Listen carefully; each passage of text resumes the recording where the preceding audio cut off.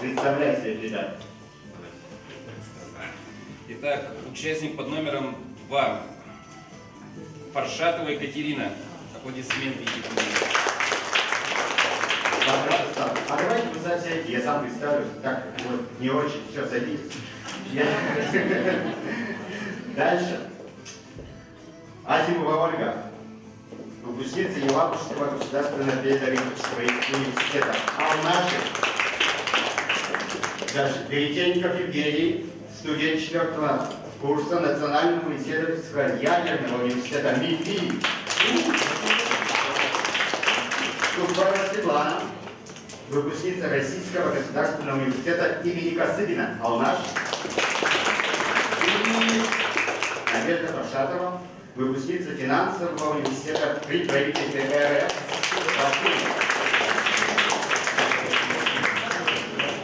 Так, ну что ж, игра у нас экспериментальная. Зрители, это Александр Петряков, Ижевск, Удмуртия, вот если что, Ижевск.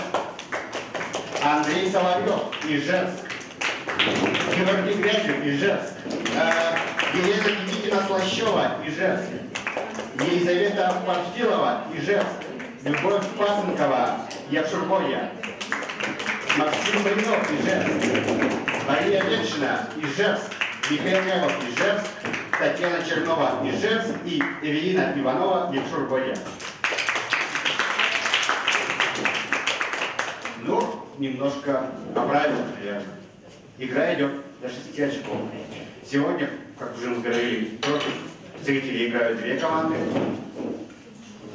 А если одна команда отвечает неправильно, то она освобождает место, и их место занимает другая команда. То есть в 3, кто принесет победное очко, 6-е очко. Если вы доверили, конечно. Итак, да, во время игры вы можете взять минуту в кредит, когда вы проигрываете именно. За счет не в пользу вас. Но зато потом, в последующем, вы должны будете ответить на какой-нибудь вопрос сразу, не обдумывая ничего. Также можете давать досрочные ответы. Я прочитал ответ, вы говорите, у нас досрочный ответ, зарабатываете 2 минут себя. Также, если вы проигрываете, то можете взять помощь зала. Вам дается 20 секунд, и зал вам подсказывает. Вы уже дальше решаете, пользоваться вам подсказкой или нет. Ну что ж, вроде все. А помощь зала сколько раз вам брать? Ну, 1 раз. И минуту в кредит 1 раз, соответственно. То есть, если вы уже взяли, то следующая команда уже не возьмет. Кстати, наша команда называется Ашмес. Ашмес? Хорошо. Ашмес, ладно, буду знать. Ну что ж, мне кажется, пора начинать. Да? Давайте. Итак, а сегодня нам будет помогать крутить волчок. 6 очков? Как обычно. Сегодня нам будет помогать крутить волчок Саша. Саша, вперед!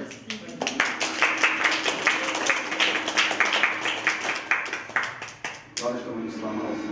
Руки.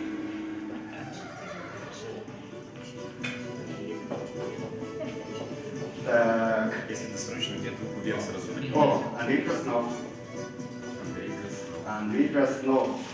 Да, против знатоков играет Андрей Краснов.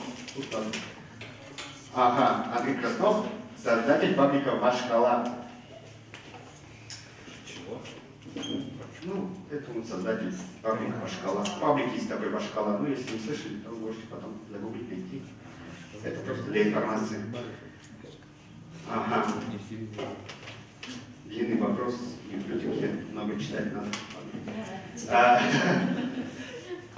Как известно, в 1552 году, после захвата Иваном Грозным Казани, под русское управление наряду с другими народами, населявшими Казанское ханство, попали и удмурты. На все нерусское население была возложена обязанность платить налоги, так называемый ясак. Судя по сохранившимся документам, удмурты в составе этого ясака обязаны были отдавать и зерно. Для этих целей в начале XVII века администрация русского государства в одном из селений на берегу Вятки обустроила специальное зернохранилище Житицу, а ранее в этих местах была удмуртская деревня. Удмурты ее покинули, и она заросла лесом. Назовите современное название этого поселения. Минута пошла. Это где-то около реки нужно, чтобы там зерно большими паечками переправлять. Где-то у Вятки, это река Вятка. Да, все верно. То есть где-то у реки большая Кама, Каракулина, что у нас еще Нет, есть в река Удмуртии? Вятка. Там А, Вятка. Вятка. Там есть... Вятка, Кировская область. Может, это Ударбай, он где находится? На Вятке находится или нет? Нет. Воткинское водохранилище, Вятка. Давайте, ну, смотрите, если 552 год, то это полностью, когда все удмурты вошли в состав российской... Название, да, давайте, что мы вообще знаем, откуда там могли... Тем более его сбросили, там очень зарослось. Раньше было хранилище, потом они ушли, и это место заросло лесом.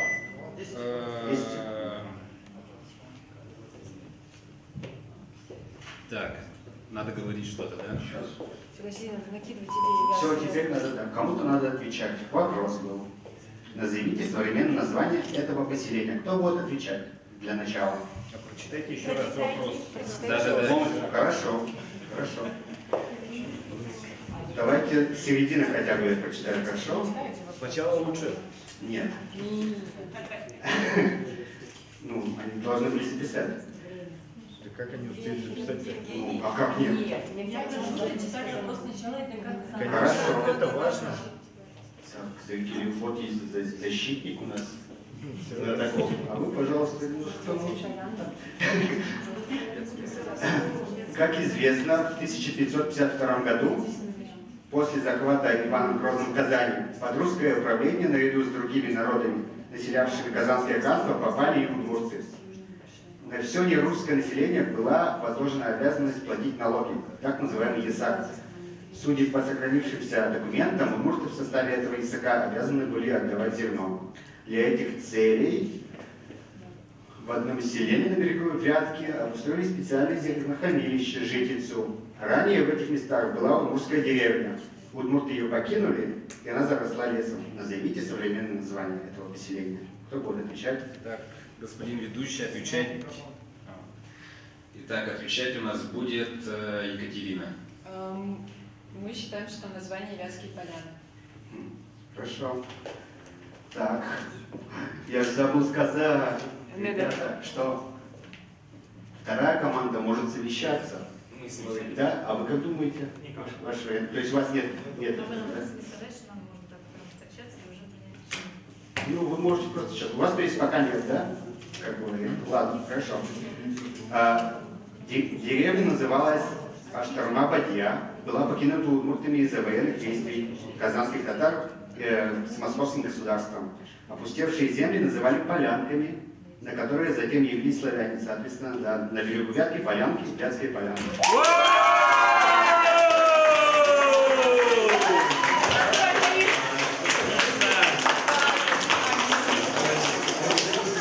Это моя сестра. Да, ну неплохо до первого раунда. Но вы, пожалуйста, записывайте вопросы, я просто не буду за этих повторять два раза, потому что пока я повторяю, вы еще имеете возможность подумать, это не очень честно. Ну что, начнем, наверное, второй раунд. Саша?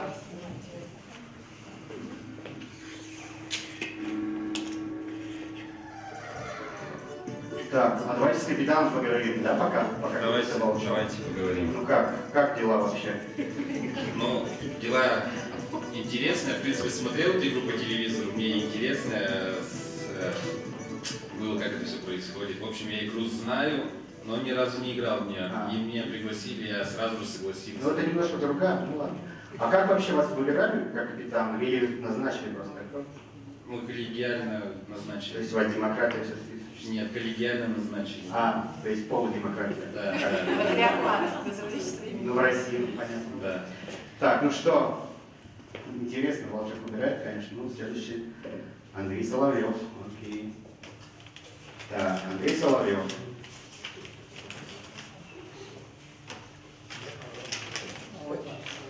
Против вас играет Андрей Соловьев, дизайнер мастерской Монами. Читаю вопрос. Володя, там флаги подготовь, пожалуйста. С 1989 года в Удмуртии неофициально национальным флагом считался красно-черно-белый флаг. В 1992 году был объявлен открытый конкурс на создание символов Удмуртской республики. Всего там было около 40 проектов. В финал вышли несколько проектов. Вариант флага художника Юрия Лобанова состоял из горизонтальных белой, красной и черной полос. В центре помещался белый солярный знак. Вот, кстати, на экране прототип. Он, кстати, был признан победителем и послужил уже прототипом нынешнего флага. Другими финалистами стали депутат Верховного Совета Удмуртской Республики краевед Евгений Шумилов совместно с главным дизайнером Ижевского механического завода Ковальчуковым. Вопрос. Какого цвета полоса добавилась в их вариант флага? Минута пошла? Я думаю, синий. Синий, зеленый, что у нас еще? Я думаю, синий, чтобы был и флаг российский, и флаг удмуртский. Чтобы немножко было пересечение, да? То Слушай, есть как идея, да, возможно. синий. Синий, потому что белый и красный есть там и там, добавляем синий и все. страна Родникова, синего. Не, потому что представим, зеленый России. Не, вообще славе России, чтобы был флаг. Уже 92 год. Потому Уже что 92 да, это более логичный ответ, чем... Синий. Да. Оставляем тогда Евгений, вы Да, отвечаете. ответили. Все, вы готовы уже? Да. Да. Не дожидайтесь. Ну, окей. Мы же тренировались вчера. Давай. Ответ – синяя полоса. Мгм.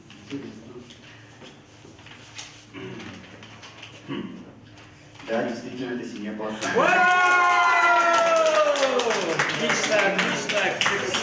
Володя, покажешь? Вот такие были варианты. Их проекты вызвали возражение прежде всего тем, что они копировали приемы, по которым создавалась советская символика. То есть, когда флаг и герб автономных республик повторял символы союзных республик, а они, в свою очередь, союзный флаг и герб. То есть, просто не захотели, чтобы советские традиции соблюдались и все. И отмели эти варианты.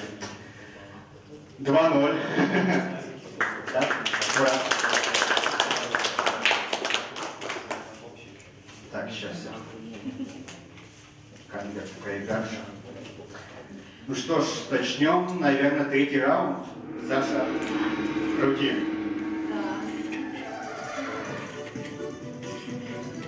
Так, кто у вас ответил? Евгений. Женя, да, Евгений. правильно ответил? А первый вариант, в первом вопросе кто? Аня, да, предложила?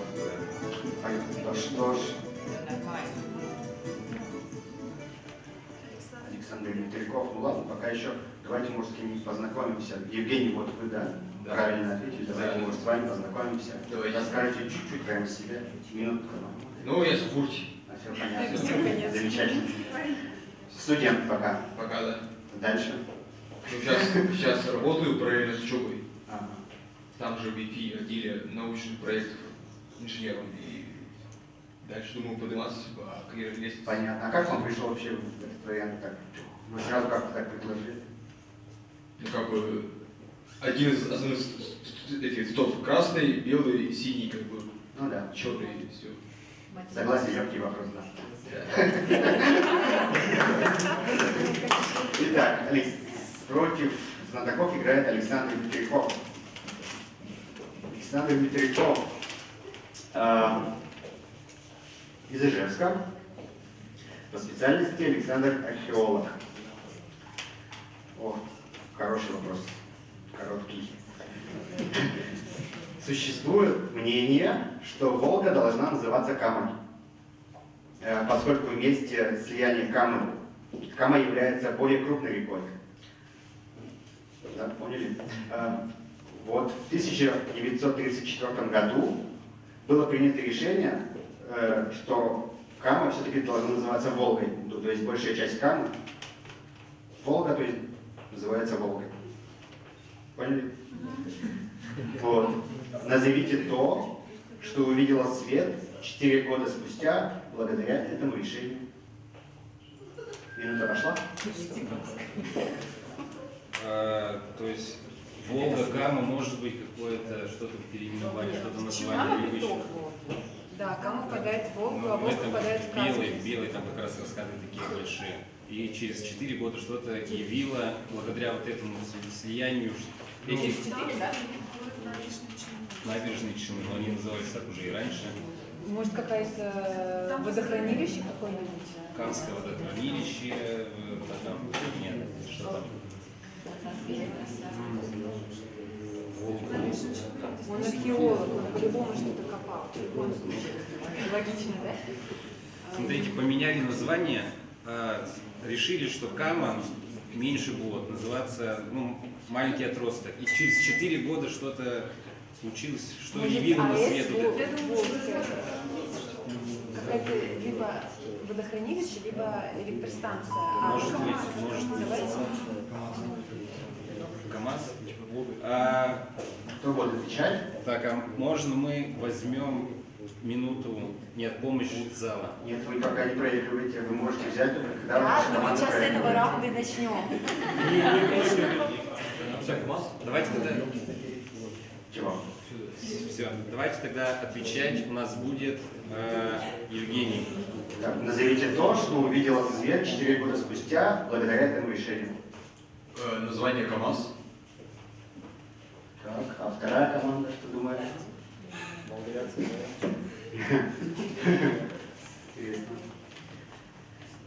Нет. Обе команды, к сожалению, неправильно ответили.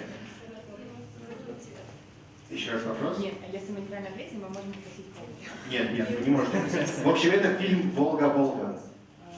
То есть в 1938 году сняли фильм «Волга-Волга». Если бы так и оставалось название Кама, возможно, называли бы Кама, не знаю. Вот так вот. Кстати, съемки проходили, большинство съемок у города Саратов. Да, на камере. Да. Аплодисменты команде. Она уже счет 2-1. Итак, место за столом занимает у нас команда Валерия Кутявина. Итак, Валерий Кутявин, выпускник Московской финансово-юридической академии. Я, да? Вятский район. Творца? Слышал. Ты можешь сразу присаживаться на самом деле? Ты слышишь? Хорошо. Роман Зварыгин окончил факультет государственного управления Московского государственного... Да? Еще учится. Студент. Да, аспирант. Екатерина Володина, выпускница Удмуртского государственного университета Можга. Сергей Чедов, студент 4-го курса Московского государственного университета тонких химических технологий. Ирина Ломоносова, Алина Чернова, выпускница Ижевской академии. Ваша сестра, и, наконец, Николай Царев, студент пока еще, да, Ижевского государственного технического университета Можга.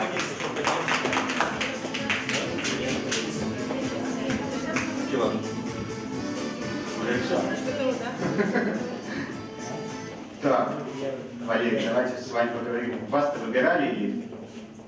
Путем сложных умозаключений назначили исполняющих Тоже обязанности назначили. временно. Придется соответствовать занятой должности. Понятно. А там как Так, получится. у нас что, 4-й раунд? Саша? Поехали. Счет 2-1. Напряженная борьба. Давайте еще с кем-нибудь познакомимся с Валерой. Катя, давай, расскажи нам что-нибудь о себе. Катя Володина. Что мне сказать? Кем ты работаешь, например? Я преподаю английский язык, О. очень люблю английский язык. И русский тоже люблю, и на английском говорю хорошо. Только если я привыкла к этому. Как думаешь, понадобится сегодня тебе знание английского? Думаю, английского нет. Правильно. Итак, Георгий Грязев. Интересный человек, да. Так. Против вас играет Георгий Грязев, главный редактор в книжном издательстве «Удмуртия». Ижевск. Вопрос. В XVIII веке в молодом городе Глазове этот архитектор с прибалтийской фамилией очень любил гулять по берегам реки Чепцы и наслаждаться изысканными цветами и запахом этого растения, невысокого дерева. В конце лета удмурты из ягод этого растения стряпали пироги, ставили на стойки. Итальянцы даже изобрели знаменитый ликер из этих ягод. Назовите фамилию архитектора. Вот как неожиданно, да?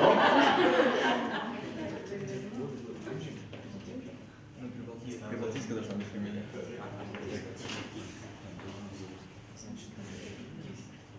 Вы можете погромче обсуждать, ребята. Ну, мы думаем, да. Ну, Дудина, да, возможно, но... Прибалтийская, да? Прибалтийская.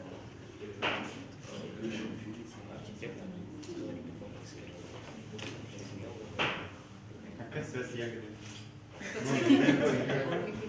Вот, это подсказка. Вы правильно мыслишь. Не зря про ягоды было сказано. Предполагаю, соответственно, если речь идет про глаза...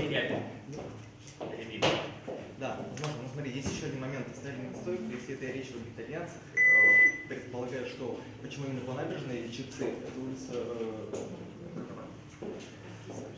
Барышина. Глаза нет. Так, все время вышло. Кто отвечает? Да. А все время, да? Да. Отвечать. Кто отвечает? Роман, да? Ну, у нас возникла версия, что, вероятно, этой ягодой является рябина. Невысокое дерево, из которого изготавливают известные настойки. Ага, и, следовательно, да, вот, часть фамилии Дерябина как раз имеет вот это слово. Да. Поэтому нам кажется, что это Дерябин. Интересное предположение. Так, вторая команда, у вас есть какие-то варианты? Ну, примерно схожи. Вы тоже с Рябиной связали? Да. Да, но фамилия же должна быть прибалтийская. Да, ну не совсем, да, Мы думали, какие есть прибалтийские фамилии, может быть, в Ижевске, либо в Глазове, но И не с ягодами связаны. как-то... Вот итальянская настойка, итальянская, что такое напиток могут придумать? Из чего? Ну, итальянцы, у них основной напиток это все же лимончелло. Да, ну, нет. Например, амаретто, да? Черемуха? И сделать из черемухи, правильно? Следовательно. Нет? Ну почти. Короче, фамилия Ленин? архитектора звали Иоганн Лем. Растение в переводе на русский черемуха Лем. Вот так вот.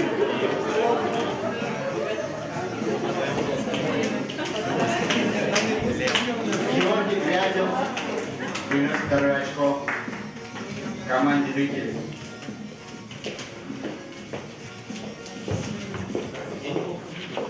Так.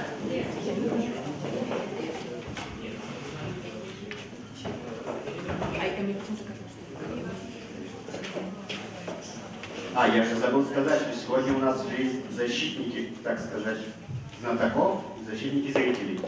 Интересы знатоков сегодня у нас представляет кто? Лариса Богданова. Команда Ларисы в прошлый раз победила со счетом 6-3, и она еще была признана лучшим игроком той игры. Так что... А команду зрителей сегодня защищает Светлана Киборгина.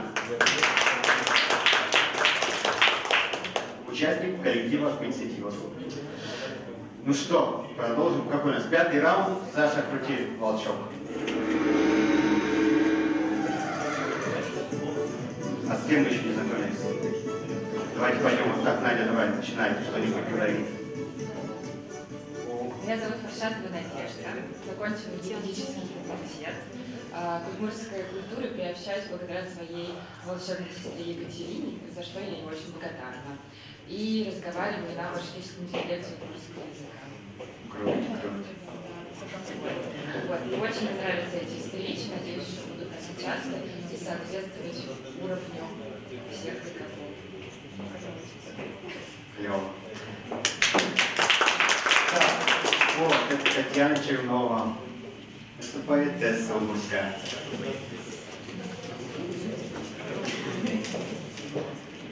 Против вас играет удмуртская поэтесса Татьяна Чернова, член Союза писателей России.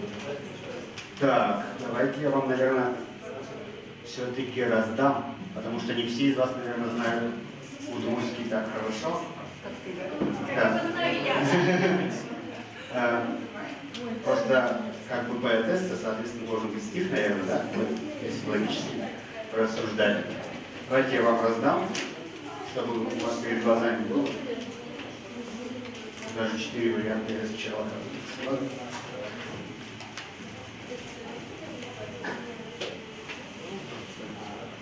Так. Один вариант этим тоже отдать. Точно, давайте. Я держите.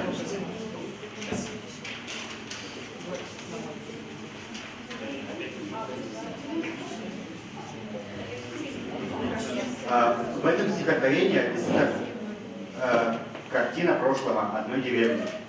Давайте я прочитаю, у вас есть, но я все прочитаю. Заребей гудчем, олокей гудчем, ожичкейни сомердем, пен, турищамен, джуцканы варе, но углыни тубемес, иннети оксыр, полусан шамен, хуашкаса варе, даурес. Я могу вам перевод прочитать, если хотите? Или вы вправе ставить? Нет, пожалуйста, пожалуйста. Хорошо. Заребей гудчем, может пьяный, держится он уже кое-как. Да, как журавль пытается взлететь, но уже не может подняться. По небу монотонно, плавая, закончился его век. Внимание, вопрос.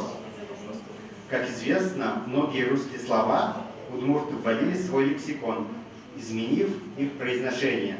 Так что же такое заребей? Первая строчка заребей. Время пошло? Заребей, заребей. Пьяный журавль не может подняться вверх, может какое-то, там про деревню сказали описание, может какое-то пепелище, городище, которое раньше было процветающим, а потом уже забросили его, и оно у нас уже век закончится, что-то типа Иднакара, там в Плазове есть, что-то, какой-то поселок Адам или Иднакар, есть же такое все? Может быть, как раз заребей. А как переводится, нужно сказать нам, да? Как переводится заребей?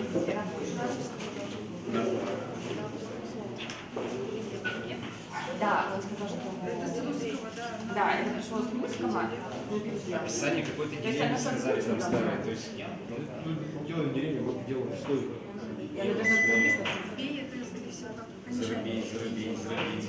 Я думаю, зеровой. Да, я тебе рабочий. Ну нет, как же лексикон заменяет русский. Но изменяли то, что было необходимо. Все, минута прошла. Кто будет отвечать? Можно, да, минуту при ничьей брать? Нет. Присягивайте. Пока. Итак, у нас отвечать будет Евгений. Евгений, да. Мы, ну, чтобы слово похоже на русский, русское слово, то больше всего похоже на зверобой. Так, а вторая команда, у вас какой вариант? А? Воробей. Интересно. Почти угадали. Тоже птица? Это птица. А? Нет? Заребей гудчем. Журавль колодезный. Это про колодец журавль. Да? Журавль – старинная форма слова... журавель – старинная форма слова журавль. Да, удмурты ввели это слово в свой лексикон и называли на свой лад заребей. На самом деле, ответ на этот вопрос имеется в самом стихотворении «Турищамен жуцканы выре». Пытается подняться как журавль. 3-2.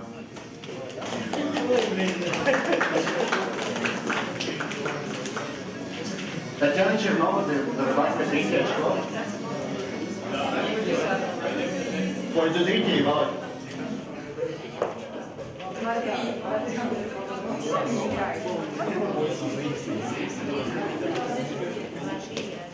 Да. сложный вопрос. Долине?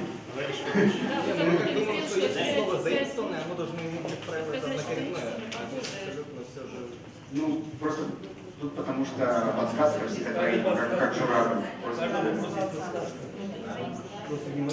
Так, ну что, начинаем шестой раунд.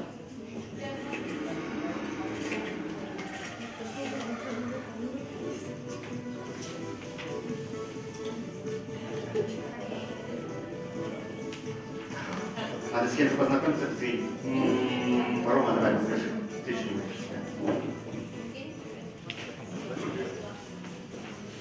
Я сам из Ижевска, окончил изначально институт культуры, потом поступил в НРУ, факультет самоуправления, который я окончил в предыдущем году, и сейчас учусь на этом же факультете в аспирантуре. Будешь чем-то управлять?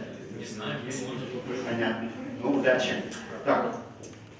Ага, у нас Елизавета Парфилова. Так. Да, Ну как? Стрелочки в эту сторону. Просто здесь против часов, несколько иначе. Елизавета Парфилова, Ижевск. Филолог, писатель. Так. Вопрос. Во второй половине 80-х годов в столице Удмуртии самым популярными надписями на стенах домов и заборах были слова «Ижевск» и «Духи» или «Духи». Что же это за духи такие? Время пошло?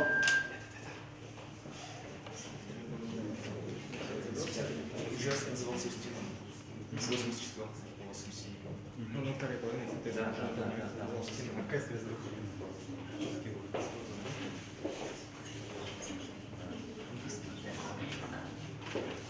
Надпись была, господин ведущий, надпись была Ижевск и что-то, или просто была одна надпись? Ижевск, да. То есть Две самых популярных надписи.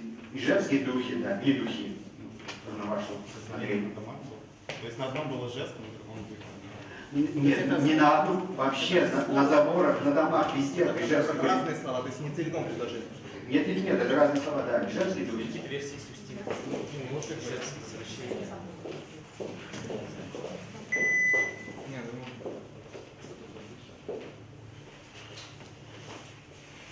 Не, я думаю, что все-таки реальность но с чем это связано? Минута прошла, кто будет отвечать?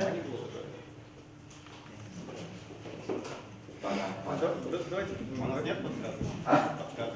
Вот, кстати, вы же проигрываете. Вы проигрываете, вы можете взять минуту в кредит, можете у зала спросить. Давайте, да, помощь зала. Зала, итак, вам дается 20 секунд, спрашивайте. Время прошло? А духи, ижевские духи. А духи, что такое духи? Может, название было такого? Там это какое-то движение, чтобы переименовать из Устина обратно. Дима, вообще-то это наш был вариант. Вы же на общий счет играете, правильно? Что он рассказывает?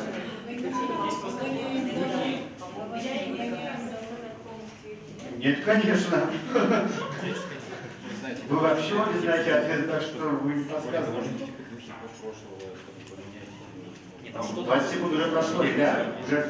Уже минута вам почти дана. Что же это за духи такие? Да, что означает это духи? Отвечать же можно? Нет. Отвечать? А то и помощь зала. Нет, они вам предлагают версию, вы озвучиваете. Маргарита Виденовна, вы знаете ответ, не надо рассказывать.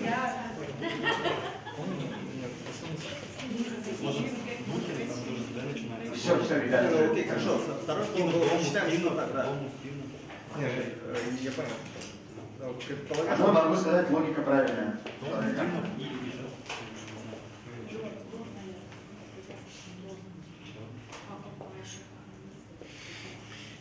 Пора.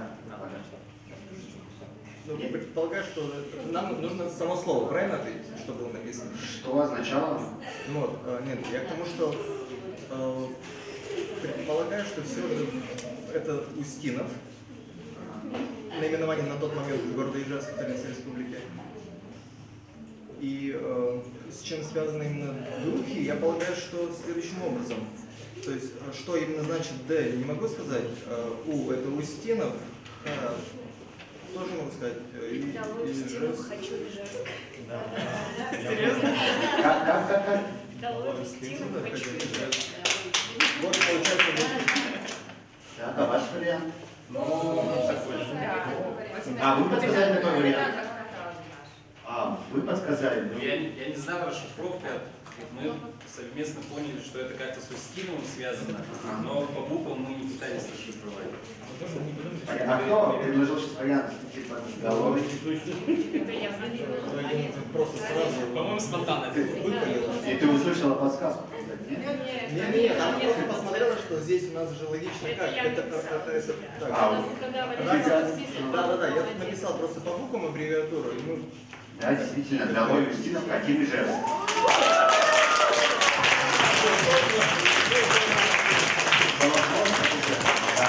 Ижевчане так выражали протест против переименования Ижевска Устиновым.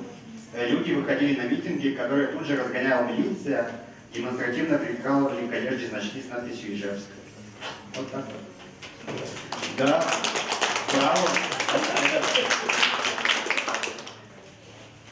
Кто у нас? Алина Чернова, да? Сравнивает, счет считаете. Да. 3-3. Следующий раунд. Саша.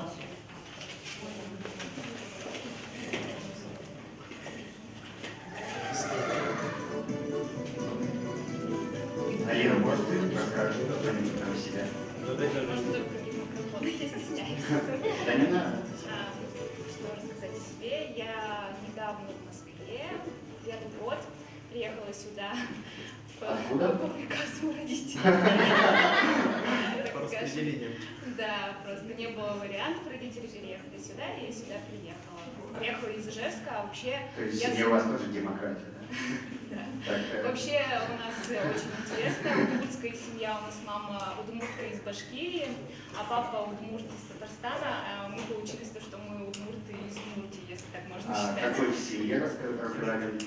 Разговариваем, привыкли. Мама иногда смеется над папой, папа над мамой, а мы посередине. Вы понимаете, да, удмуртскую речь? Конечно. Диалект понимаем и у башкирских удмуртов, и у удмуртских, и у татарских стараемся. Прикольно, прикольно. Ну что ж, у нас играет... Кем работаете, не сказала? Стоматологом? Да. Если что, вы имеете в виду, может вам сделать больно, да. Так, Максим Блинов. Так, историк, экскурсовод Ижевска. Вопрос. Активная застройка центральной площади Ижевска началась в 60-е годы, 1960-е годы.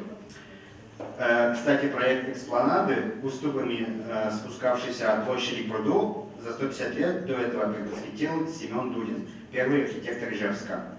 Одним из этапов строительства было создание моста над улицей Карла Маркса. Незадолго до этого на месте будущего моста срезали крутую горку, из-за чего изменился ландшафт улицы. Почему пришлось убрать эту гору? Время прошло. В 1931 году в Марксе запустили этот трамвай.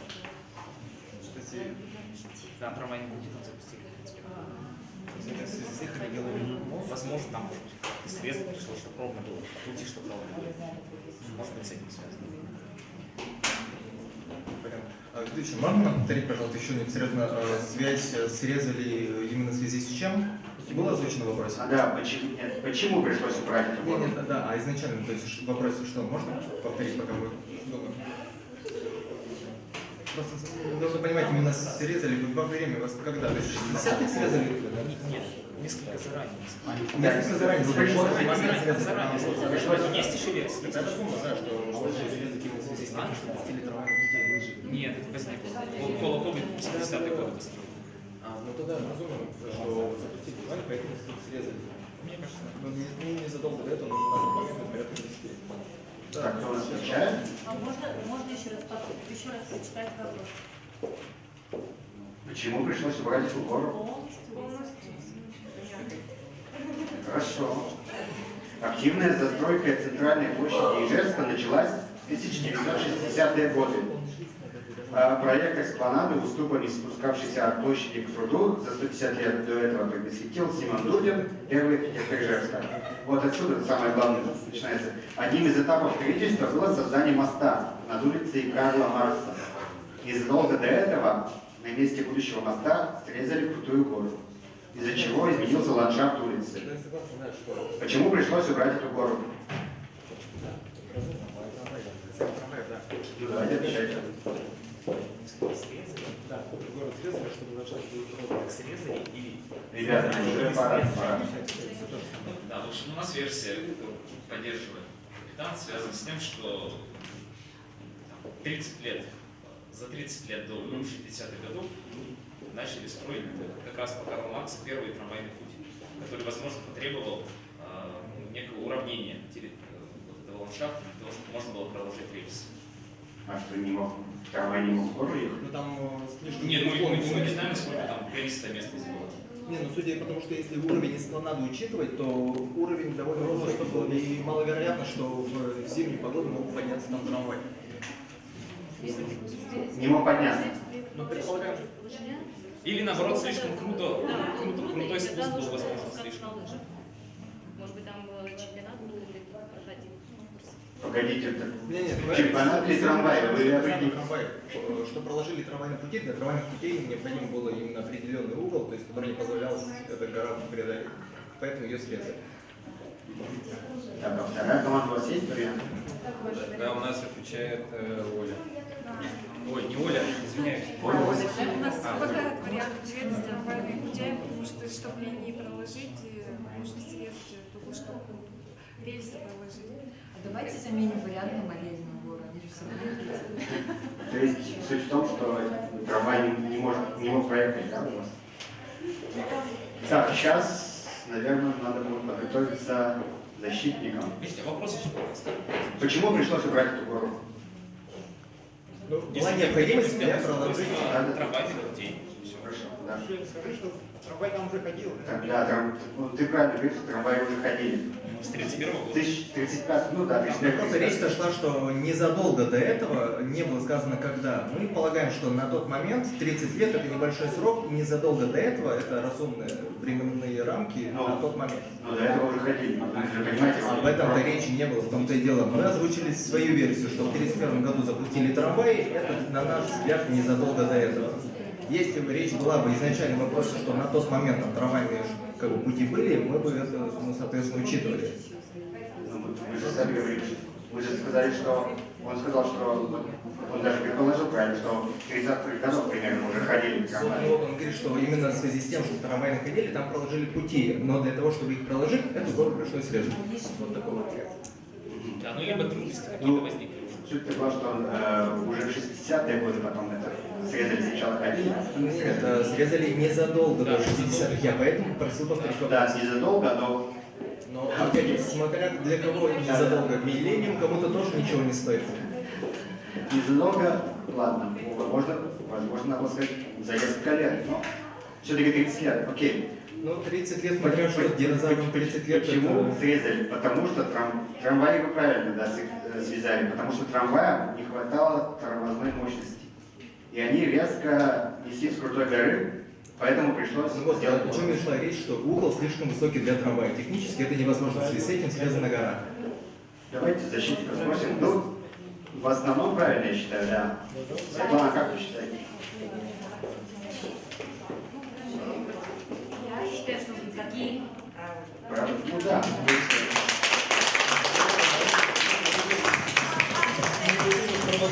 Счет у нас какой?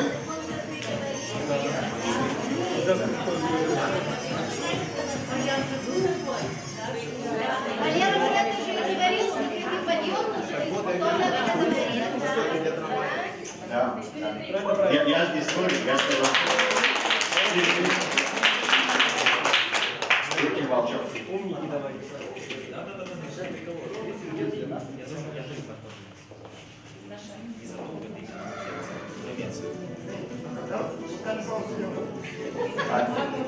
Скоро? О, ребята, интересно работает. Так, давайте, может, сначала быстренько познакомимся с вами, молодой человек. Здравствуйте, меня Сергей зовут. Я студент 4-го курса, учусь в ГТХ на специальности биотехнология. В Москве уже 4 года. Сам я из Глазова. Почти земля. А вы откуда? Близко. Да, близко. Да. Сам я там не был, но у меня дедушка постоянно говорит, что хорошие места, как там на комбайне работал. Поэтому... Да, там неплохо. Советую сесть. Так, у нас Блиц. Сектор Блиц. В секторе Блиц сегодня у нас играет Андрей Гоголь. Сектор Блиц. Что это такое? 3 вопроса. На каждый вопрос дается 20 секунд на раздумье. Итак, Андрей Гоголь, писатель. Вечера удмуртских загадок. Удмуртские загадки. Все просто. Андрей напишет, что не во всякое время можно было загадывать загадки. Это процесс тайный. Происходило это так. Зимой, когда делать земледельческому народу особенно нечего, тогда можно было заняться и самым важным беседами о мироустройстве. Примерно с конца декабря до начала января в остальное время загадками не баловались. Считал, что это вещь серьезная. Какая история? В один просторный дом собирались все заинтересованные. Самая, так сказать, пожилая дама подружилась на печи и начинала вечер загадок. У загадок была специальная очередность. Во-первых, очередность по авторам. Самую старую старуху заменял кто-нибудь помладше, и так до самых маленьких. Понятно, что более пожилое поколение знает больше загадок.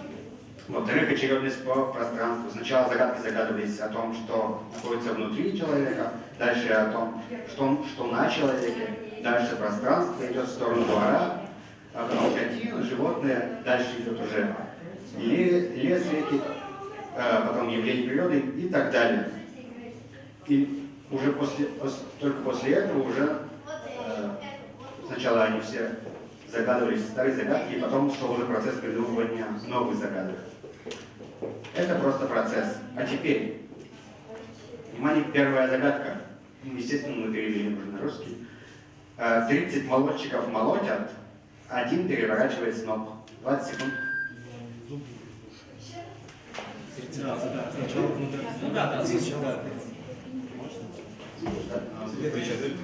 Зубы, язык. Да, все верно.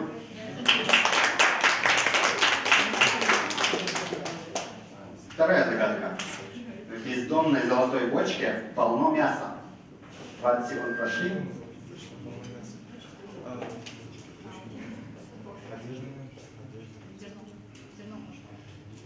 Именно в бездонной золотой бочке полно мяса. Зачем может быть связано?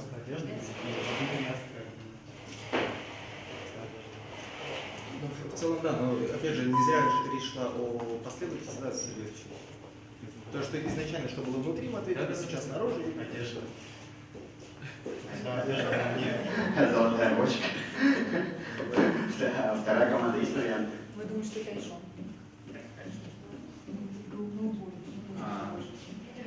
То есть решен бездонная золотая бочка и полно мяса. Понятно. На самом деле это кольцо на пальце. Кольцо бездонная бочка, палец полно мяса.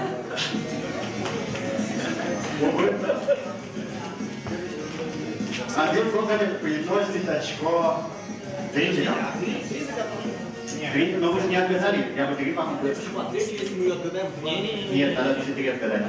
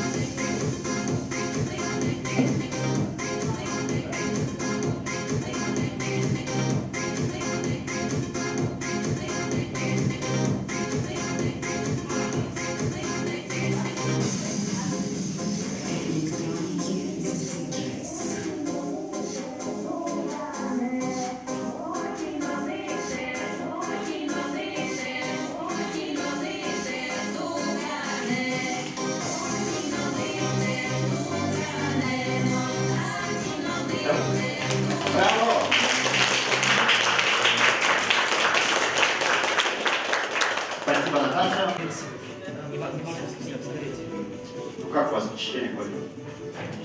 Нормально? Получается, как Больше узнаете. Для этого и собрались. О, Михаил Рябов. Ну, конечно, такое.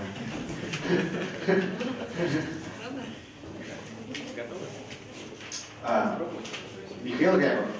Мастер-изготовитель кресей Ижевск. Ну, соответственно, у изготовителя кресей какой вопрос должен? Как кресей, все правильно. На удмуртских свадьбах, праздниках, хороводах звучал крещ. Обычный крещ. Он был всегда под рукой, хранился у людей дома, и на нем мог играть любой желающий. Кроме обычного креща, у удмуртов также был еще так называемый баджим крещ. И вот на нем уже не мог сыграть каждый желающий. Где использовался баджим крещ, и главное, почему на нем не разрешалось играть любому желающему? Досрочный ответ, господин ведущий. Досрочный ответ? Я рискну. Давайте. Если не ошибаюсь, использовалось для ритуальных различных обрядов, и его мог использовать только, собственно, жрец, назовем его так. Кто? Жрец. То есть тот человек, который этот обряд совершает, насколько мне помнится. Да, то есть и баджим крещ точно использовался в ритуальных процессах. Это правильно. Но У вас есть ответ. У вас есть ответ? Но о чем он говорит, что не абсолютно любой не может играть, так как есть определенные условия на тот момент. Опять же, беря во внимание то, что все же это языческий народ изначально, есть определенные люди, которые посвящены, так скажем, так называемым таинству, и которые могут исполнять те или иные мелодии. Даже на сегодняшний день есть определенные люди, которые могут играть и петь какие-то определенные кто-то нет. Вот вопрос в этом. Вам нужно сказать, кто должен. Не может, да? Почему не разрешалось любому играть желающему? То есть нужно сказать, кто конкретно мог его использовать.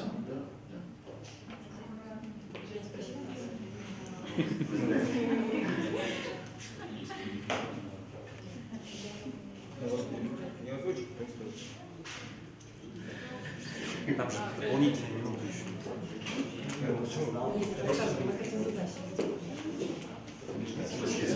Уже счет будет 6. Подождите, нужно сказать пол, профессию, что-то тут. Просто скажите об этом человеке. Можно зачитать вопрос от начала и до конца. Зачитайте, пожалуйста. Хорошо. На удмуртских свадьбах, праздниках, хороводах звучал крещ. Обычный крещ, да? Он был всегда под рукой, хранился у людей дома, и на нем мог играть любой желающий. Кроме обычного креща, у удмуртов также был еще так называемый баджим крещ. И вот на нем уже не мог сыграть каждый желающий. Где использовался баджим крещ? И почему на нем не разрешалось играть любому желающему? Я считаю, что ответ уже прозвучал. Да. Ну, у нас команда из Надкожи, она едина, верно? Нет. Нет. Нет, я считаю, что ответ прозвучал. Ну давайте тогда окончательный вариант. Окончательный вариант ответа следующий.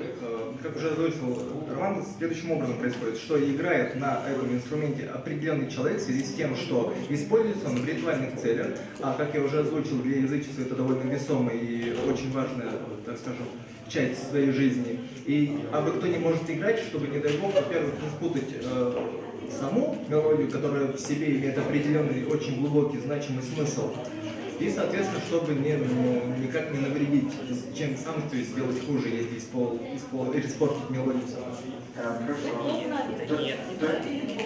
То есть изначально была версия жрец просто. Вы сейчас поменяли, правильно? Нет, ну опять же, я озвучу, в разных культурах наименование того или иного персонажа, оно разное. Будь это сейчас даже, допустим, в каждой религии есть свое видение.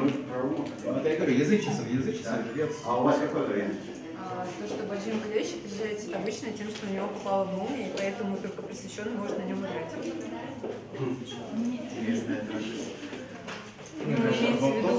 Вопрос был, где используется и кто может играть. На ритуальных да, почему не разрешалось каждому? Ну вот ответ такой, что... Ну просто всегда ритуальные процессы обеспечиваются, и люди специально для этого подготовлены. Да, давайте... Да, действительно, Ваджиб Крич родился в великом святилище Куалет. Звучал во время общественных молений и ритуальных обрядов. Так, все Кричи, кто играл на криче, соответственно, должен был быть человеком очень уважаемым и почитаемым, потому что он участвовал в различных ритуальных таинствах, выборе хранителей Куалы, жрецов и других служителей языческого культа, куда допускались немногие. Чтобы играть на Ваджиб Крич, соответственно, это право нужно было заслужить. Они ответили. Мне кажется, ребята ответили, да? Да, они ответили.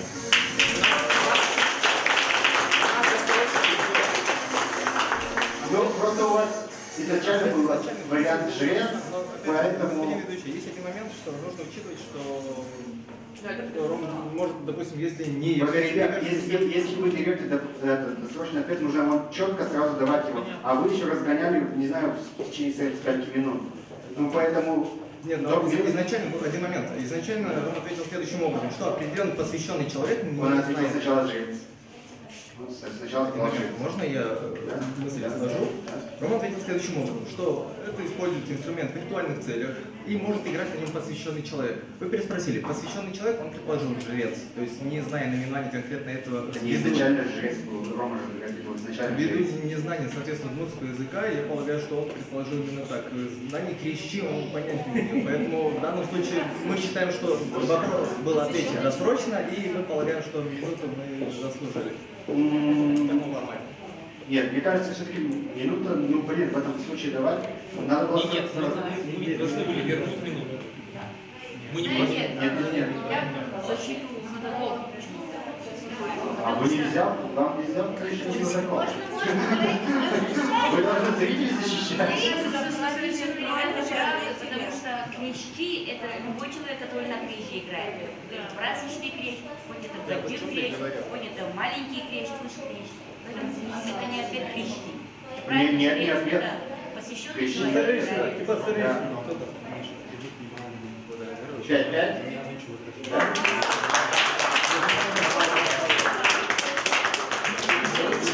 И Роман, получается, зарабатывает только минуту. Я еще хочу добавить, Екатерина сказала, что крещ раньше делали только вот из дерева, да, вот, с которого ударила молния. На самом деле так оно и есть. Вот, крещ для обрядовой как раз вот большой крещ, Ваджиб Крич, делали из ели, в которую ударила молния. Потому что считалось, что боги ее выбрали, и случайно крещ, в которую ударила молния, ель становилась специально обработанной, и случайно у нее получалось более тонкой и более красивой. Хорошо. Ну что ж, было даже 5-5, да, счет? Что ж, решающий раунд, ребят, давайте. Он получается за вами будет.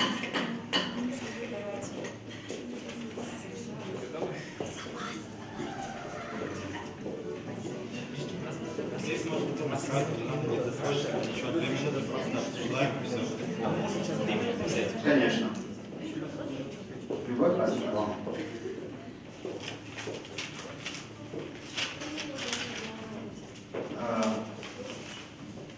Против вас Игоря Пасынкова, заведующий Евшургонецким районным краеведческим музеем имени Марии Шкляры. Вопрос. В центральных районах Удмуртии бытовала традиция. Невеста на выданье перед свадьбой ходила на посиделки к крестной или к соседкам, взяв подаренный женихом или старшим братом деревянный предмет. Женщины, пришедшие на посиделки, вбивали в этот предмет серебряные монеты, из которых девушка впоследствии изготавливала себе первое маниста. Что брала девушка с собой на посиделку? Минута пошла. Ну, вот, что можно, на тот момент я полагаю, что может быть это веретено как вариант. Да. То есть, это потом что-то, что-то, я полагаю, что вариант вредено, то есть ну, на самом деле такой очевидный ответ. Почему? Почему вредено? Ну, потому что абсолютно все, что наносили, было сделано в домашних условиях, то есть не было никакого. Цель была в том, чтобы монету бить. Нет, не бить монету, она брала с собой что-то деревянное, во что вбивали монеты. Эти монеты нужно было во что-то бить, что она могла где-то в кармане унести при себе, то есть нести что-то маленькое, но деревянное, то есть что используется в обиходе. В обиходе... Ну, Тихо. Маргарита Елена, я сейчас вас ударю вообще из зала. Она со мной разговаривает, да. Ну хотя бы не так открыл подсказку. Да, конечно. А, кстати, она верхняя часть снимается, Кстати, в нее можно это масло сплошь. Да, скорее всего. А они вторую минуту взяли. Говори, точно, можно верхнюю часть она снимается. Да, и она плоская, кстати, в нее намного удобнее, чем бить. Это что, как называется? Ну, это прялка. Прялка? Я тебе говорю. Веретено это как ручка, вот просто такая часть. У нее, в принципе, сложно. Да, я говорю. Да, здесь доска, она... Это прялка. Да, в целом, да. В целом? Ну, вот это все, да. То есть основная часть, я причем думаю, что с тыльной стороны сделали, так как внешняя сторона, как правило, это была резная.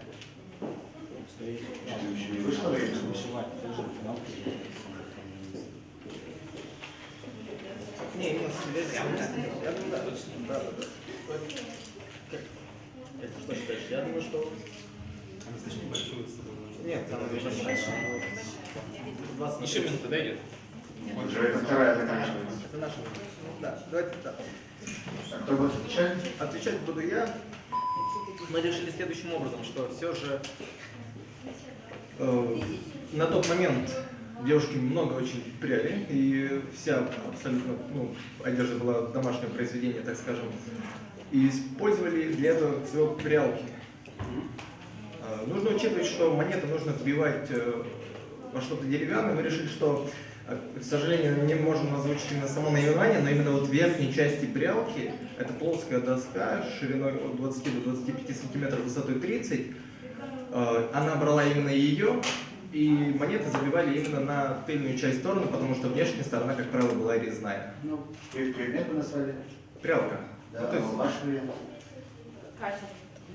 Такой, ну мы думали, не верить. Ну понятно, мы тебе уже подсказали, ну ладно, короче. Да, это прялка.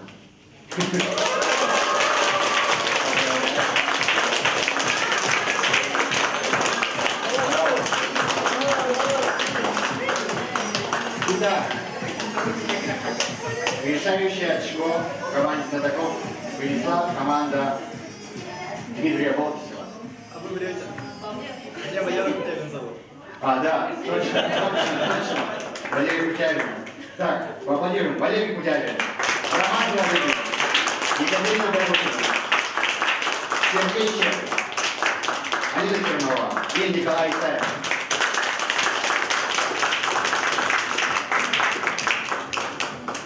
Вторая команда не принесла решающего очка, но внесла немалый вклад. Да, это Болтисев Дмитрий, Екатерина Павшанова, Оля Азимова, Евгений Гринченников, Светлана Кузбаева и Надежда Павшанова.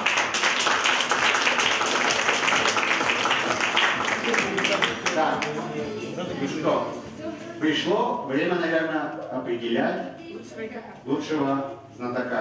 Наверное, будем определять лучших знатоков и в той, и в другой команде. Давайте спросим защитника. Лариса, как вот ты считаешь, кто? Ну да, сразу можешь озвучить. И почему, если у тебя есть идеи. Да, вот в команде, которая у нас, скажем, победила, очко, я бы хотела выделить Романа Царыкина и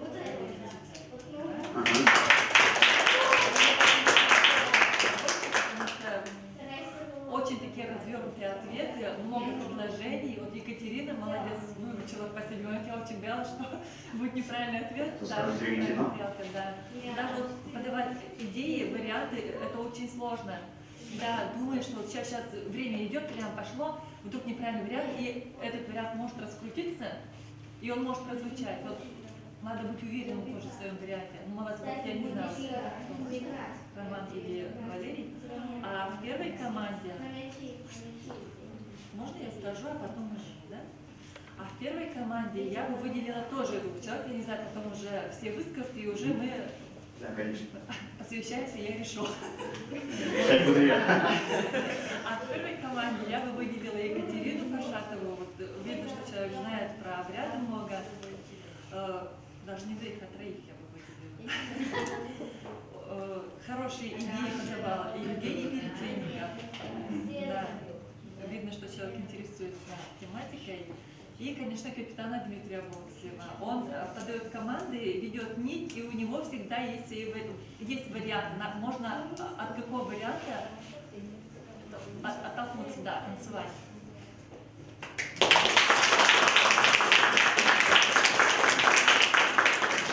Да, интересно. Ну, давай, скажи. Я бы просто хотела отметить, я не знаю, забыла, как тебя зовут, Алина. Вот как человек, который, не зная ответа, быстро, да, раз и сказал. Подсказка, потому что была.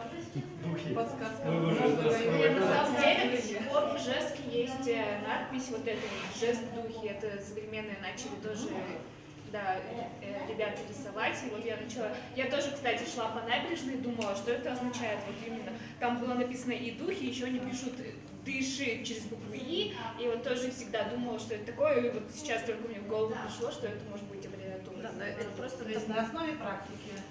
Но все равно это надо Да, отметить. Да. это я тоже, да.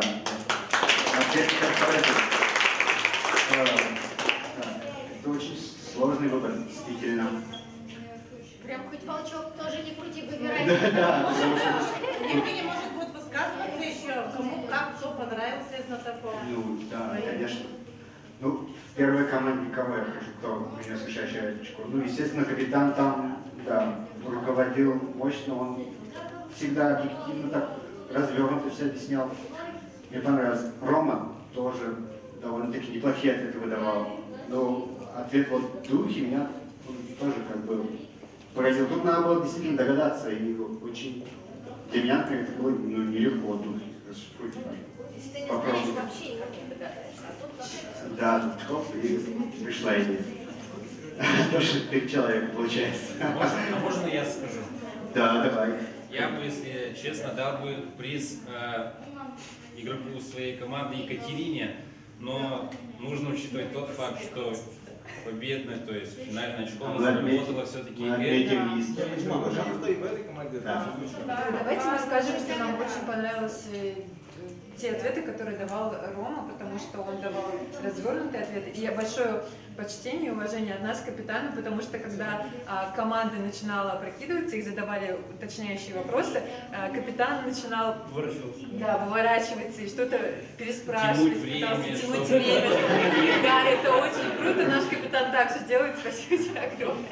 Поэтому все-таки нужно выбирать, вот, я бы все-таки капитану дал, то есть финальное очко, то есть мы сначала проигрывали, вытащили и все-таки выиграли. Вы большие молодцы, очень. Это понятно, но нам через другую команду надо выбирать. А у нас, мне кажется, у нас мы отгадали.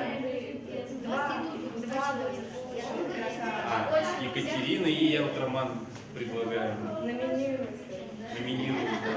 Так, давайте так. Действительно, ну, капитаны, они для того и выбраны, чтобы, ну, они были активные. И думаю, это уже награда для них, что их выбрали, и что они как бы рулят всем этим процессом, да? Я думаю, что действительно вот в этой команде лучшим знатоком признается Роман. Да.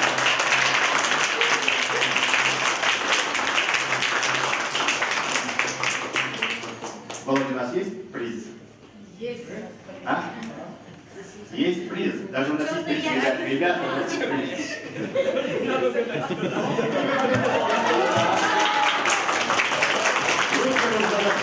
получается вот такая сова.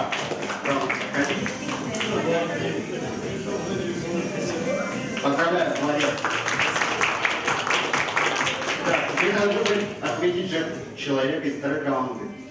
И нужен еще приз, дайте я скажу, я же его подготовил тоже точно. А у вас переходит приз? Володя, расскажи чуть-чуть. А ваша? Это меня вижу, ты, Володь, не выиграл. Симпатичная. Так, ну что? Можно?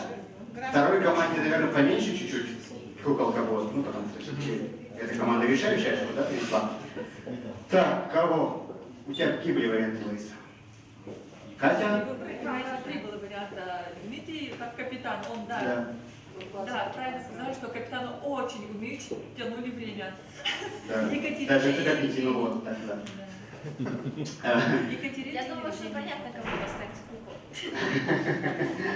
Так, кому? Тоже как капитан, Да. коллег наших, Давай. Так вот, я считаю, что все же, да, Екатерина, касаемо того, что коллега мой, капитан нашей партнерской команды поддержит меня в целом, потому что есть момент, у нас в целом речь игры идет именно о каких-то нюансах, каких-то танцах, какой-то, в принципе, национальных идеях. А здесь Екатерина звучит даже вот элементарно, я обратил внимание, что господин ведущий тоже удивился касаемо Баджин Крейзи, что создают только из ели, той, которую ударила молния. Такие тонкости, знаете, это действительно немало стоит, и это говорит о том, что человек действительно эрудирован в этой части, и полагаю, что имеет полное право называться лучшим игроком команды.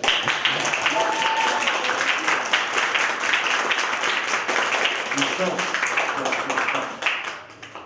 Катя, действительно.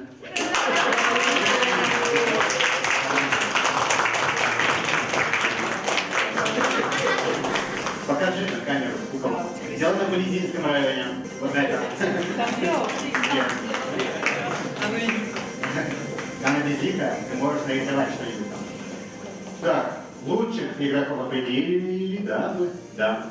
Ну теперь, наверное, лучший вопрос от зрителей. А у нас сегодня кто очки приносил? А мы вообще из всех выбираем, да? Не только победные вопросы, действительно. Ну, на мой счет лучший вопрос был у Георгия Грязева. Он был очень интересный, сложный вроде. И с таким переходом неожиданно, да? Про ягод и потом. Да, хороший вопрос. Мне он тоже понравился. И очень был такой интересный вопрос с фильмом «Волга-Волга». Нет, Лем интереснее. Он простенький. Лем интереснее. Наоборот. Очень простенький. Лем интереснее. Если вы знаете про этот фильм, ну да, если слышали про это, это не... Ну, может быть, я знаю, поэтому... Да, я смотрел, Мне понравился вопрос про шачилки очень. Вдувание. Потому что все знают, что она вот лечила куском сахара, да, вот, это я знала, и все знают, а про сигареты никто не знает. И когда... Нет, что Нет, вот когда вы уже подсказали, что там сигареты, я вспомнила, что даже в современной медицине делают такие никотиновые баночки на глаза. Ну, я сама просто их делала. Есть такая логика, да, вот, в принципе, это можно было догадаться, что это военные годы все это. Хороший вопрос. Да, давай. Я прошу прощения, просто мне кажется, что этот вопрос про шальчайки был составлен не совсем грамотно и верно, потому что вот этот кусочек сахара, он был ни к чему. То есть вот эта деталь... Там общий процесс шел просто, описывался. Ну... Все, спасибо, Марина.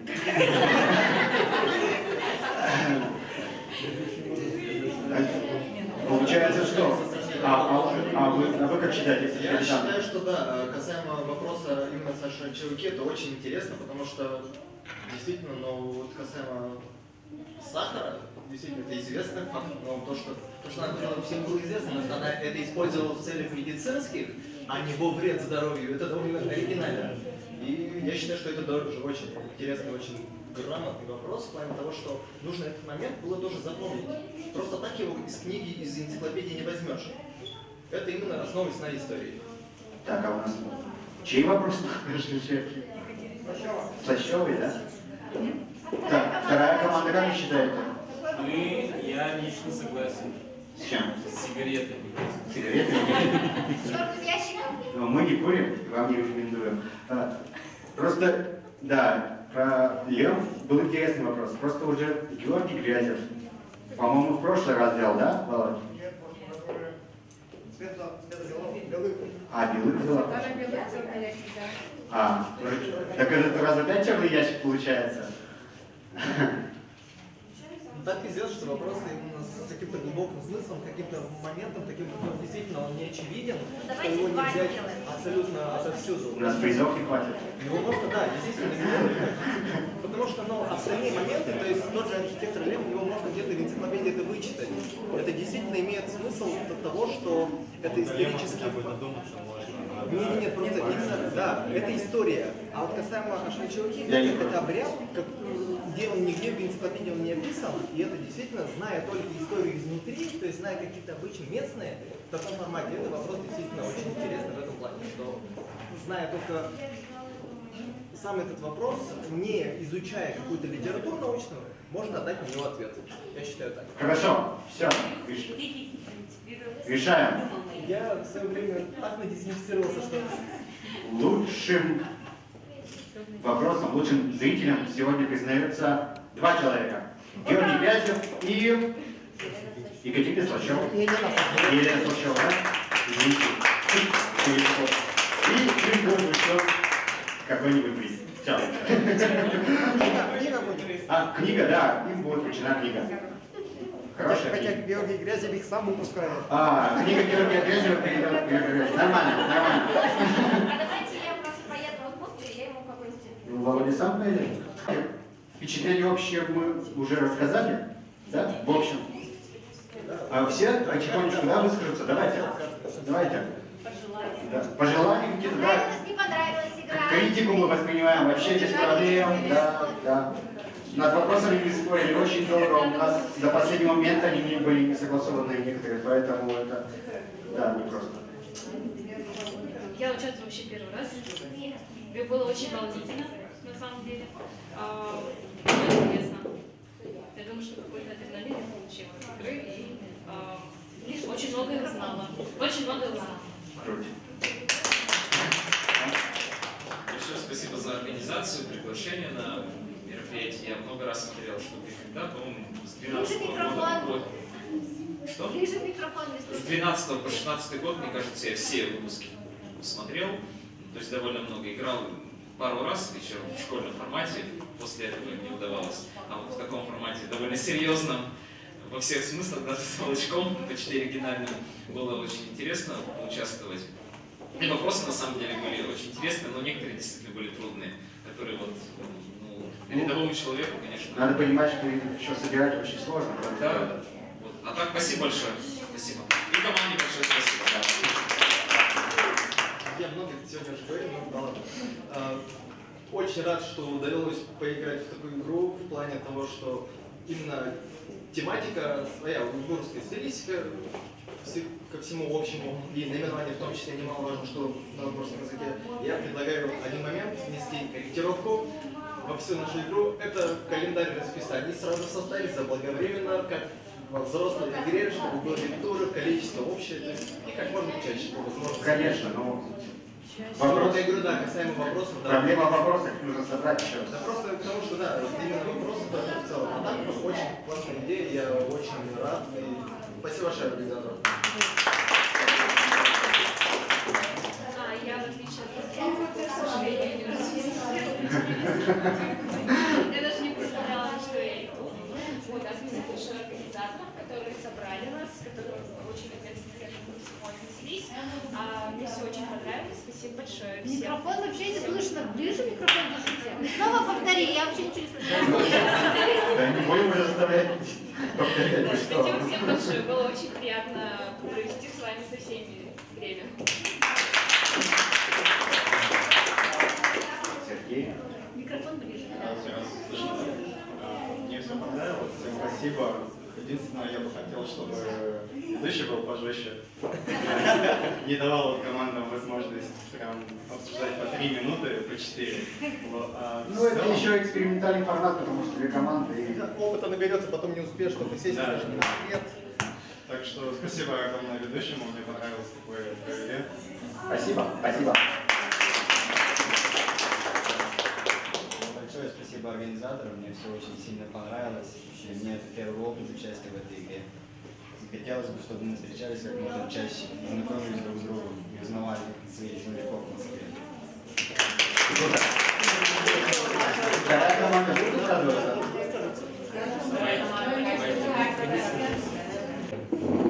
Как бы я просто пришла наблюдать за земляками, и у вас прошла такая напряженная игра, я совсем не знаток, и когда мы шутили, типа, а если тебя чуть-чуть спросят, где это? На всех радиошоу или где-то, когда приглашают, начинают, а сейчас блиц для определения вашей степени, вашей интеллектуальности, я говорю, ну это конец, все.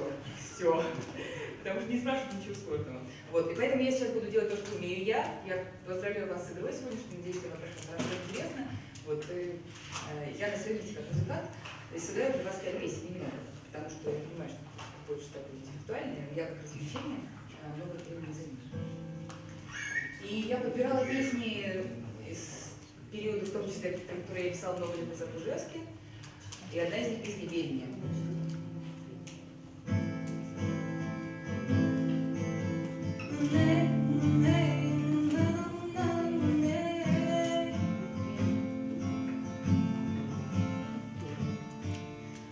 Так получилось, что темы нашли мы, какие шутки построили мостик, друг другу так были необходимы поговорить, рассказать свои новости.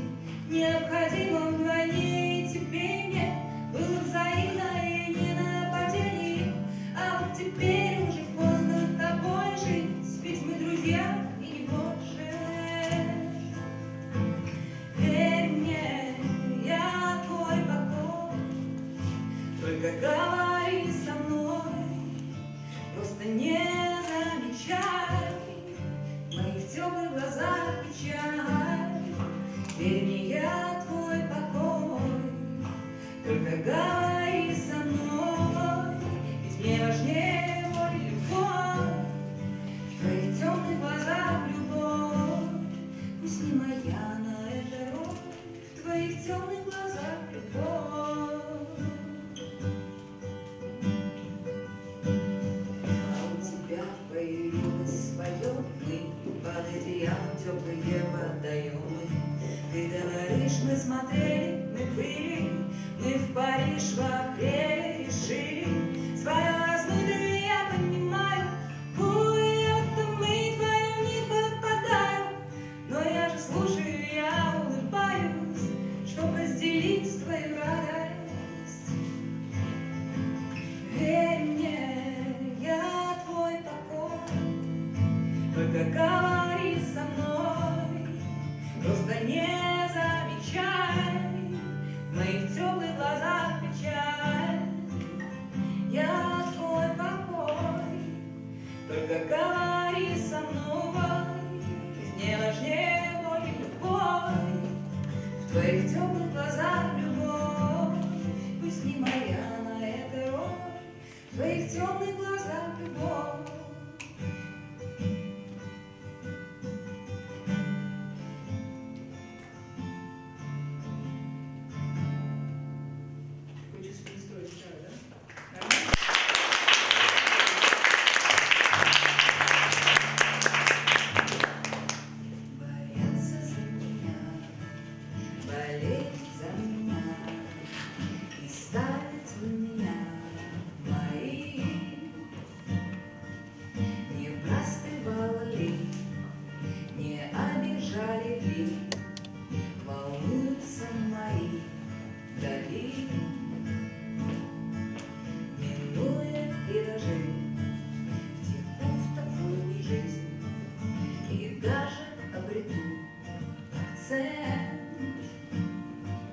Я думаю, что так заслит любой дурак, когда фингалы на лице.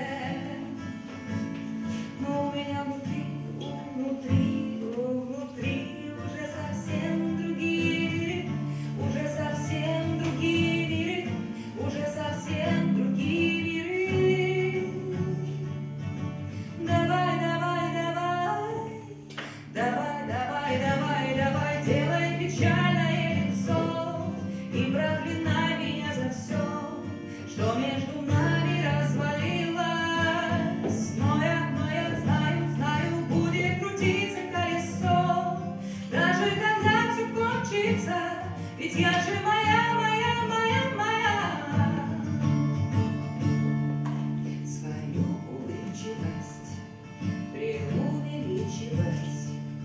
такой вот деловой рефлекс.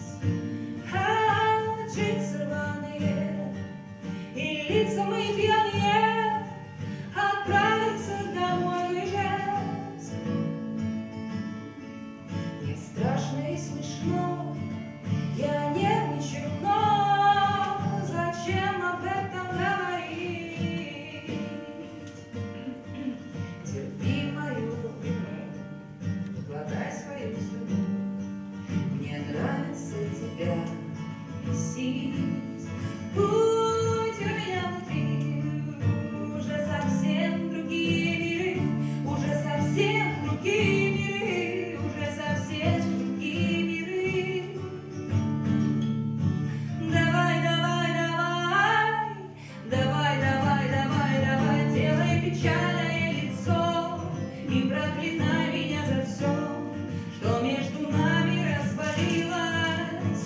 Но я знаю, будет крутиться колесо, и даже когда все кончится, ведь я же моя, моя, моя, моя.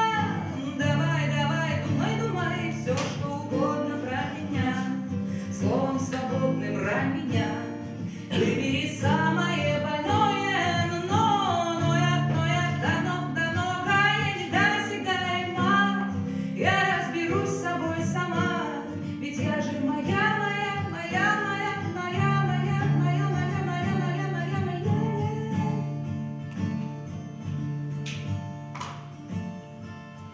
Прости мне эти дни бессмысленной войны с желанием уйти совсем.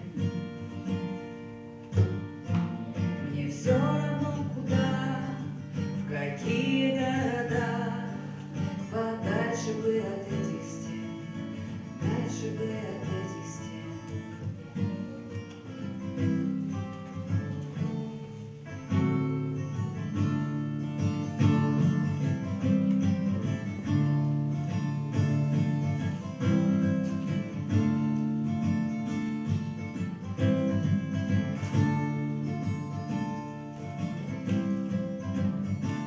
Такие женщины долго ждать не будут, не терпят холод и ни о чем не просят.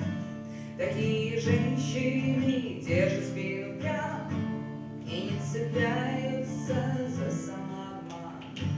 Я, глядя в зеркало, так и говорила: кремень и разум, какая идиотка. Но все же знала, что кто-нибудь однажды меня сравняется торжеством. Но даже зная наперед, что не останется места живого на мне, я бы хотела этого снова, снова.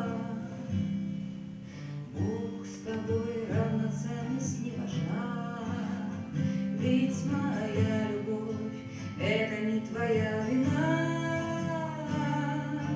Так я память отдаю долги и ты свои отдашь уже в других историях. Биться лбом себе напоминать, что моя любовь — это не твоя вина.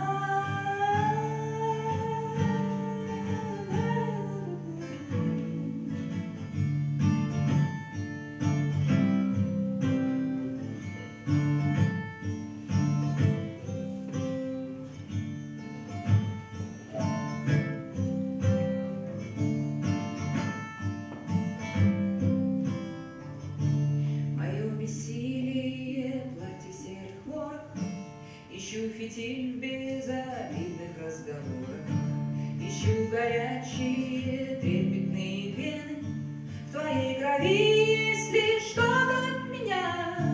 Такая жадная царская привычка заполучать все без боя, без остатка. Но я же знала, что кто-нибудь однажды меня получит, да нужно ему. Но даже зная наперед, что свое не сумеет иного со мной. Я бы хотела этого снова, снова, снова. Бог с тобой, равноценность не важна. Ведь моя любовь — это не твоя вина. Так я камень даю долги без боя. И ты свои отдашь уже в других историях. Бить лбом, себе напоминать, что моя любовь — это не твоя вина. Пусть тебя хранит могучая стихия, пусть меня спалит твоя неодолимая химия.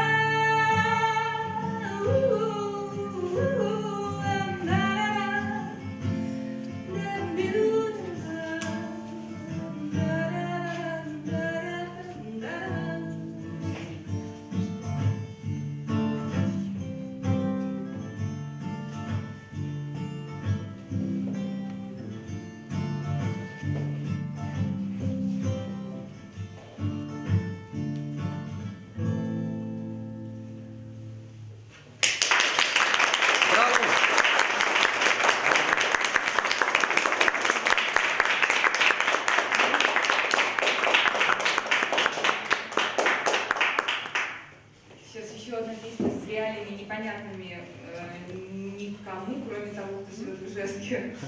Меня всегда спрашивали, а что такое фотки у лося? Какого лося?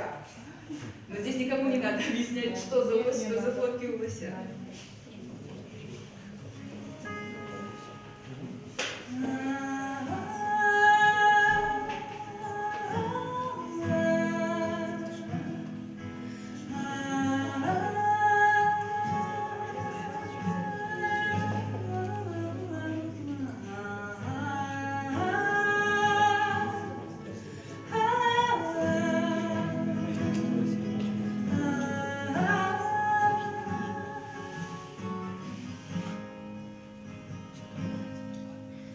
Все всегда понятно со стороны, кому какие нужны врачи.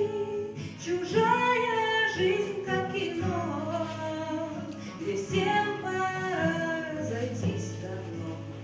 Бессильные фотки у лося. Приди в себя, уйди в леса, но для того всегда не лучшей маме. Всегда не время для больших перемен. 100 лет боль как красоту учила переживать, любить даже это твой выбор, где мой поцелуй, не перевешивает твою сигарету, одну сигарету.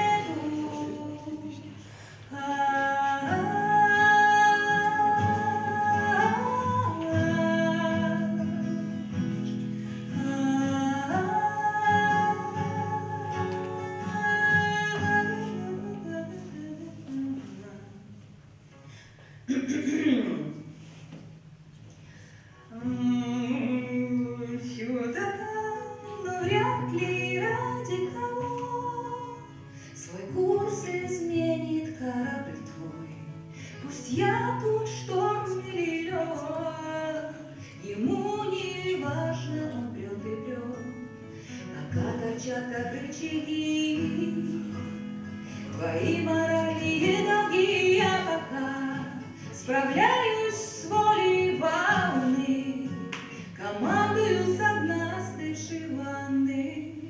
100 лет боль как красоту учила переживать, любить даже это твой выбор, где мой поцелуй, не перевешивает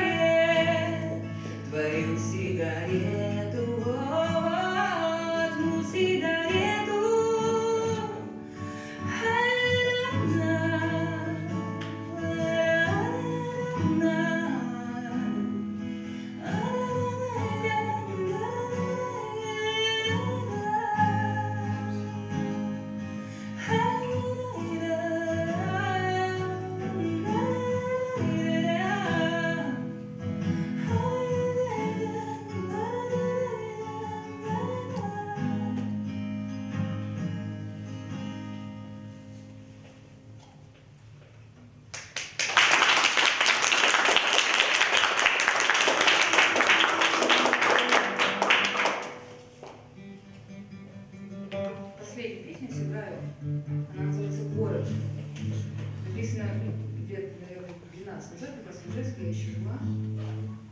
И я часто ей закрываю концерт, хотя она совсем не веселая. Но почему вдруг у вас позитивно? Как это работает, я не знаю. Это как-то у них самой было. Одно неприличное слово буду заменять песней, словом песня, чтобы как бы было все причастно и красиво. Все-таки культурно заменить.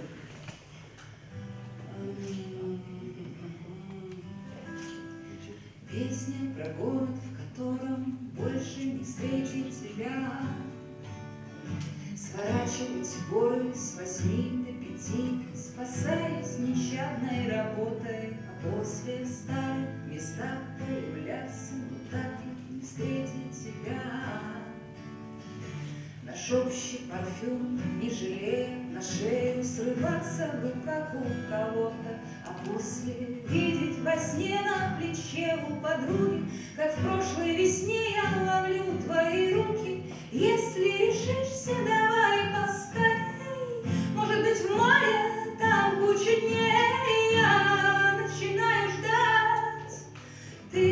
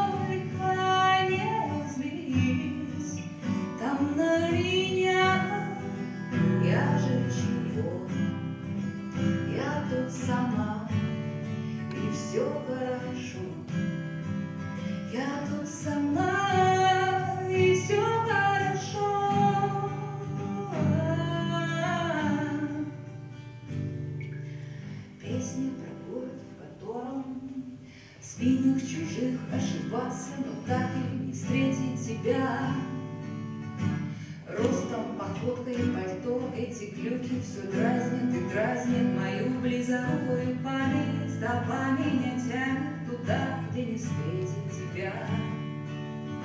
С миром проассимилироваться, в леса в темно-синем седане, а после видеть во сне на плече у подруги, как в прошлой весне я ловлю твои руки. Если решишься, давай поскорей, может быть, в мае там куча дней, я начинаю ждать. Ты только не злись там на меня. Ты просто не слушай песни мои. Ты